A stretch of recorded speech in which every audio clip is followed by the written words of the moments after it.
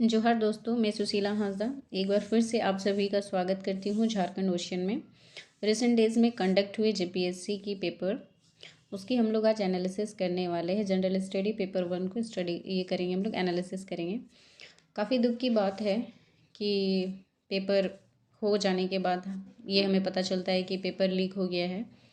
मैं खुद डिसअपॉइंटेड थी इस बात से कि इतने मेहनत करने वाले बच्चों के ऊपर ये चोट हो गई है, लेकिन फ़िलहाल हमारे पास कोई ऑप्शन भी नहीं है। हम लोग फ़ाइट करते हुए अपनी पढ़ाई को जारी रखेंगे। जितने भी स्टूडेंट जो भी मेरे मित्रगण इस वीडियो को देख रहे होंगे, तो मैं सभी से यही रिक्वेस्ट करूँगी कि आप अपने स्तर से जितना विरोध कर सकते हैं, विरोध प्रदर्शन कर सकते हैं सोशल मीडिया के माध्यम से, एटलीस्ट उतना ज़रूर करिएगा। और जो करते हैं, विरोध में आगे उतरे हैं, अपने हक की लड़ाई में आगे उतरे हैं, उन्हें सहयोग ज़रूर दीजिएगा। यही आप सभी से रिक्वेस्ट रहेगी। बाकी हमें तो हमारी मजबूरी ही है, हमें जब तक नौकरी नहीं मिल जाती तो हमें तब तक ही पढ़ना होगा। हम पढ़ाई छोड़ तो नहीं सकते हैं, सो पढ़ना तो पड़ेगा। तो चलिए हम लोग पेपर को देख लेते हैं किस प्रकार के क्वेश्चन आए थे। फर्स्ट क्वेश्चन है, निम्न में से किस जीव से अंगोरा ऊन प्राप्त की जाती है? भेड़, बकरी, खरगोश, लोमड़ी। तो इसका करेक्ट आंसर है ऑप्शन सी, खरगोश। खरगोश के द्वारा क्या किया जाता है? अंगोरा ऊन प्राप्त की जाती है। रेम के बारे में निम्न में से कौन सा सही नहीं है?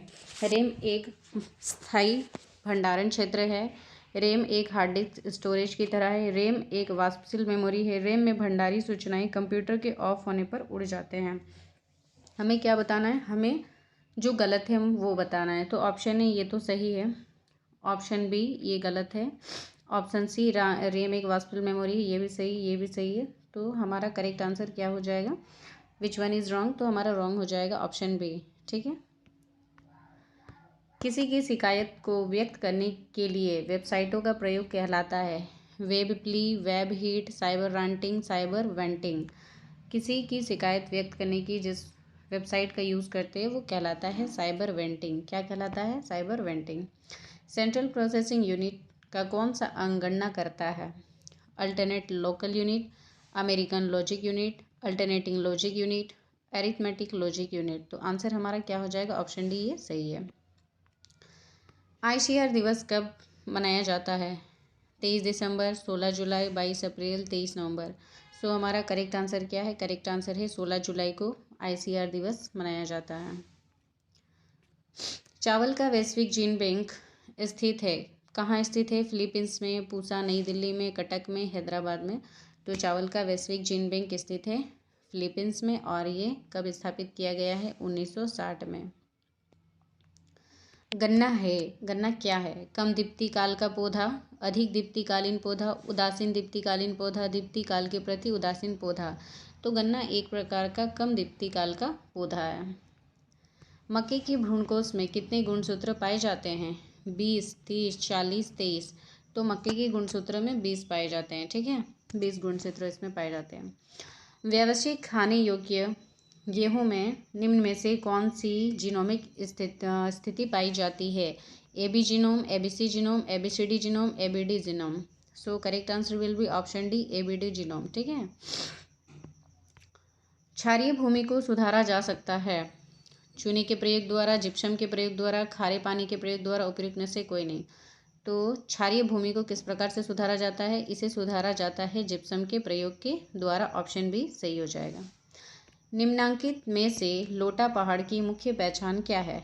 तिलका मांझी का यह विद्रोह केंद्र है, प्रशस्तर कालीन आदिमानव का केंद्र है, 1857 के सिपाही संग्राम का एक बड़ा केंद्र है, या फिर कोल विद्रोह का बड़ा केंद्र है। तो इसका करेक्ट आंसर है ऑप्शन बी, ये प्रशस्तर कालीन आदि मानवों का क्या है? ये केंद्र है। जहांगीर नामा में छोटा नागपुर राज के किस हाथी का उल्लेख किया गया है? मोती चंद्र, शरद चंद्र, नागपुरी पीठो, श्यामचंद्र। इसका आंसर हो जाएगा correct answer option D, Shyamchandra. हमारा 13वां प्रश्न है, 1857 की क्रांतिकारी गतिविधियों का प्रमुख केंद्र रोहिणी ग्राम आज के जिले में स्थित है। आज के गोड्डा जिले में, जामताड़ा जिले में, देवघर जिले में, दुमका जिले में। 1857 की क्या बोल रहा है, क्रांतिकारी गतिविधियों का प्रमुख केंद्र, ये जो रोहिणी के नाम से जाना जाता है, वो आज कहाँ पर स्थित है, तो ये देवघर में। ऑप्शन सी सही है। संथाल जनजाति के सबसे प्रमुख देवता कौन है? मारंग बुरु, मारंग माझी, मोड़ेको तुरिको, ठाकुर देव। तो संथाल जनजाति का जो प्रमुख देवता होता है उसे ठाकुर देव कहते हैं। ऑप्शन डी सही है। राजकुमारी कुष्ठ आश्रम 1895 किस शहर में स्थापित किया गया था? देवघर में, रांची में, डाल्टनगंज में, हजारीबाग में। तो इसका करेक्ट आंसर है ऑप्शन ए, ये देवघर में स्थित है। ठीक है। हिल खड़िया समाज में पंचायत से बड़ी संस्था को क्या कहा जाता है? परहा, चीरा, पाड़ा, बड़ा जुटान। आई थिंक इसका आंसर चीरा होना चाहिए। एक बार आप लोग इसको देख लीजिएगा। निम्नलिखित में से कौन गांव के प्रधान माने जाते हैं? खुटकट्टी रैयत, जेठ रैयत, आसामी रैयत, भोक्ता। किसको बोला जाता है? ठीक है, गांव के प्रधान माने जाते हैं। तो गांव के प्रधान खूंट रैयत को कहा जाता है, उसी को माना जाता है।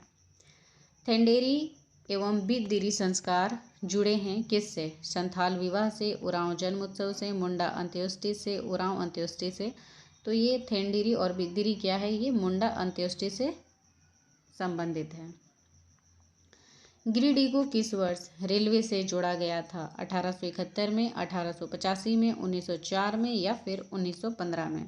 तो गिरिडीह को रेलवे से जोड़ा गया था कब? 1871 में। ऑप्शन ए सही है।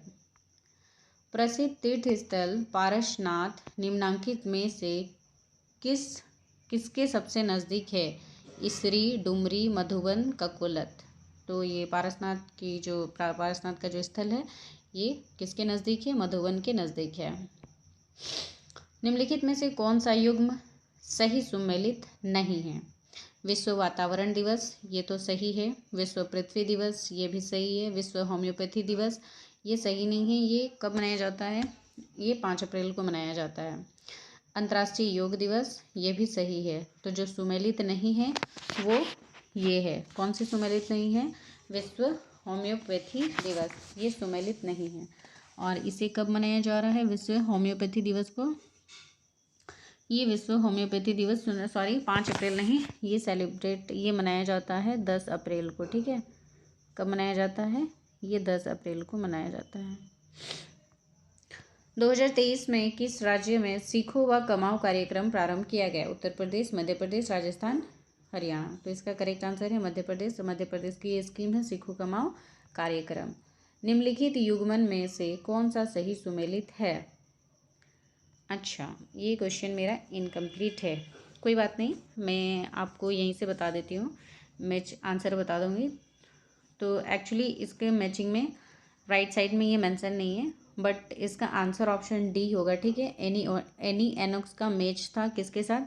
ये साहित्य के साथ मैच था। ठीक है, ये साहित्यिक एनी एनोक्स जो है साहित्य का नोबल पुरस्कार वो प्राप्त की है। ठीक है, और बाकी option A, B, C incorrect है, बट मैं आपको उसकी आंसर बता देती हूँ। स्वांति पाबू को मेडिसिन के क्षेत्र में दिया गया था। कहाँ दिया गया था? स्वांति पाबू को मेडिसिन के क्षेत्र में दिया गया था।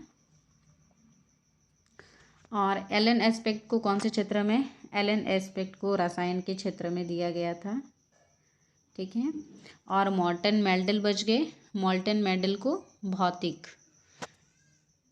नहीं रॉन्ग हो गया, सॉरी, एक मिनट, इसको करेक्ट कर लेती हूँ मैं। स्वांति पाबू का हो जाएगा मेडिसिन में। ठीक है, स्वांति पाबू को मेडिसिन में मिला, एलन एस्पेक्ट को मिला भौतिक विज्ञान में। ठीक है, और मॉर्टन मेंडल को मिलेगा रसायन में। किस में? रसायन में। और एनी एनोक्स का हो जाएगा हमारा साहित्य में। ठीक है, ध्यान रखेंगे।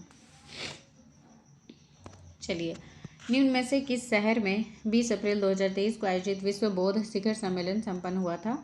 Delhi, Kathmandu, Kuala Lumpur, Jakarta. तो इसका करेक्ट आंसर है ऑप्शन ए, ये दिल्ली में संपन्न हुआ था। निम्नलिखित में से किस राष्ट्र के द्वारा 2023 में भारतीय राष्ट्रपति को उस देश की यात्रा के दौरान सबसे उच्च नागरिक सम्मान the grand order of the chain of yellow star से सम्मानित किया गया? मिस्र, मलेशिया, इंडोनेशिया, सूरीनाम। तो हमारी द्रौपदी मुर्मू जी गई थी, ठीक है। भारतीय राष्ट्रपति, वो पहली भारतीय राष्ट्रपति है जिन्हें ये वहाँ का हाईएस्ट सिविलियन अवार्ड दिया गया है। ये सूरीनाम गई थी तब दिया गया, ठीक है। मिस्र का हाईएस्ट सिविलियन अवार्ड क्या है? मिस्र का हाईएस्ट सिविलियन अवार्ड है ऑर्डर ऑफ द नाइल, ठीक है। इसका क्या है? ऑर्डर ऑफ द नाइल है। और फिर मलेशिया का क्या है? मलेशिया का है ऑर्डर ऑफ मेरिट।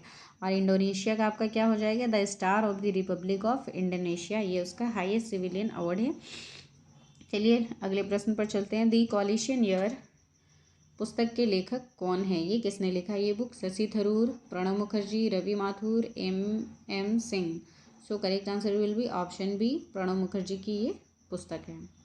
उत्तरी अटलांटिक संधि संगठन नाटो के संदर्भ में निम्नलिखित कथनों में से कौन सा सही है? इस संगठन में 42 सदस्य राष्ट्र हैं। जी बिल्कुल नहीं है। कितने हैं? इस यहाँ पर 32 है।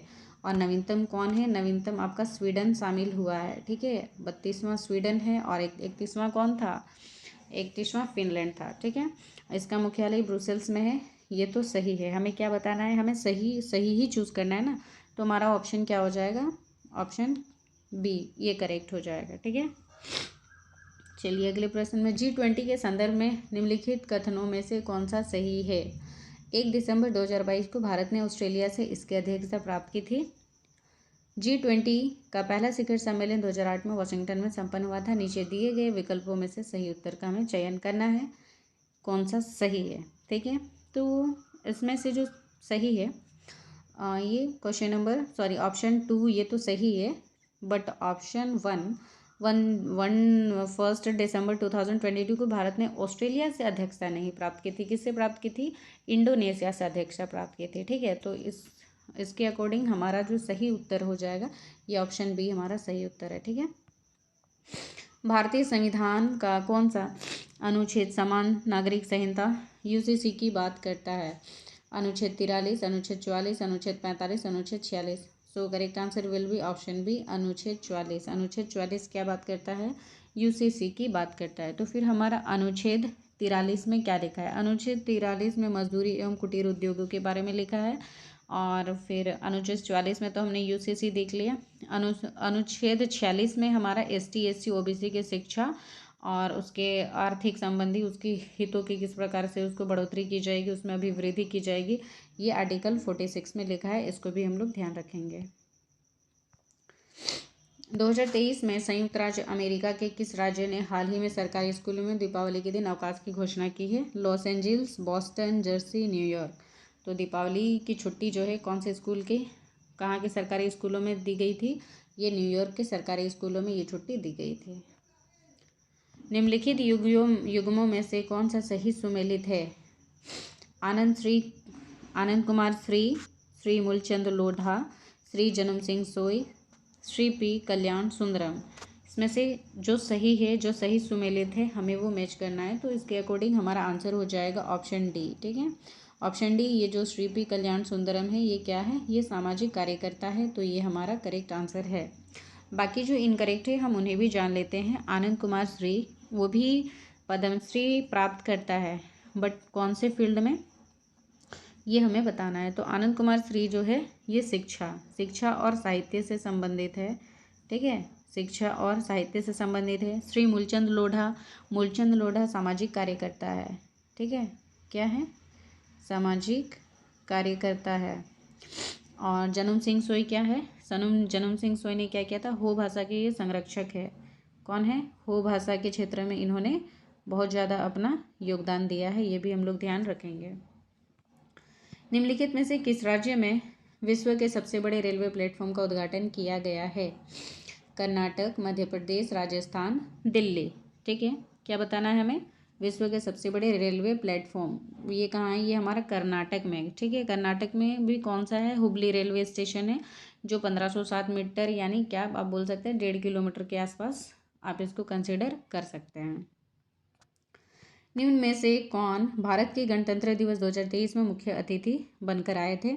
ऑप्शन ए अफगानिस्तान के राष्ट्रपति, ऑप्शन बी मिस्र के राष्ट्रपति, ऑप्शन सी संयुक्त अरब अमीरात के राष्ट्रपति, ऑप्शन डी इंडोनेशिया के राष्ट्रपति।